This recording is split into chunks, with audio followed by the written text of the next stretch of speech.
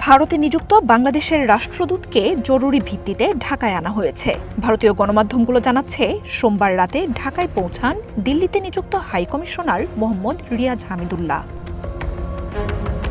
তবে কী কারণে হঠাৎ এই জরুরি তলব তা স্পষ্ট নয় বলেও জানাচ্ছে ভারতের সংবাদ মাধ্যমগুলো। দুই দেশের সাম্প্রতিক কূটনৈতিক টানাপোড়েনের মধ্যে এই তলবকে তাৎপর্যপূর্ণ বলে জানাচ্ছে দিল্লির বিশ্লেষকরা।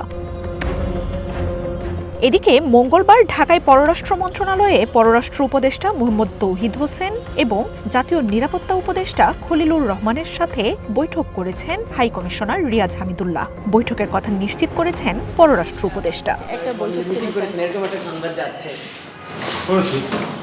গণমাধ্যমগুলো বলছে, ভারত বাংলাদেশ সম্পর্কের সাম্প্রতিক পরিস্থিতি নিয়ে আলোচনার জন্যই দিল্লি থেকে জরুরি ভিত্তিতে ঢাকায় ডেকে পাঠানো হয় হাইকমিশনারকে।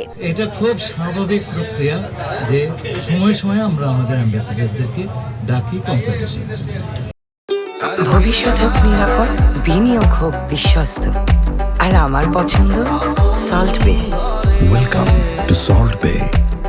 শেখ হাসিনার দিল্লিতে অবস্থান ও সেখান থেকে সামাজিক মাধ্যমে উস্কানিমূলক বক্তব্যকে ঘিরে গত ১.৫ বছরে ভারতের সাথে বাংলাদেশের টানাপোড়েন চলছে। এই মাসে সন্ত্রাসী হামলায় ইনকিলাব মঞ্চের মুখপাত্র ওসমান হাদির মৃত্যুর পর অভিযুক্তদের ভারতে পালিয়ে যাওয়ার গুঞ্জনে সেই সম্পর্ক তলানিতে নেমে আসে। এছাড়াও ভারতীয় গণমাধ্যম ও রাজনৈতিক নেতাদের বাংলাদেশের সংখ্যালঘু ইস্যুতে প্রচারণা টানাপোড়েন আরও বাড়িয়েছে।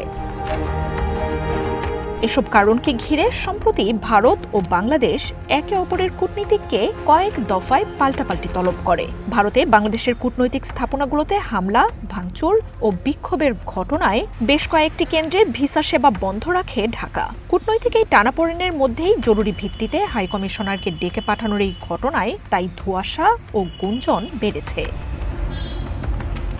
মার্জিয়া উপমা, ওয়ান ইন্টারন্যাশনাল ডেস্ক।